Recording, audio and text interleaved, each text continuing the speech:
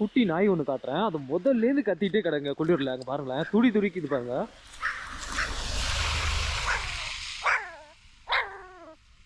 இதை அப்படியே விட்டோம் அப்படின்னா வந்து நாய் இறந்துரும் நினைக்கிறேன். நாய்க்குட்டி தூக்கிடுமா இல்லை வேற யார்கிட்ட சொல்லுவோமா? இந்த ஆர்மிகிட்ட சொன்னோம்னா அவங்க எங்கேயாவது எடுத்துட்டு போவாங்க. இப்படியே விட்டோம்னா இன்னும் ஒரு 5 நிமிஷத்துல இது இறந்து போயிடும். குளிர் தாங்க மாட்டாங்குது.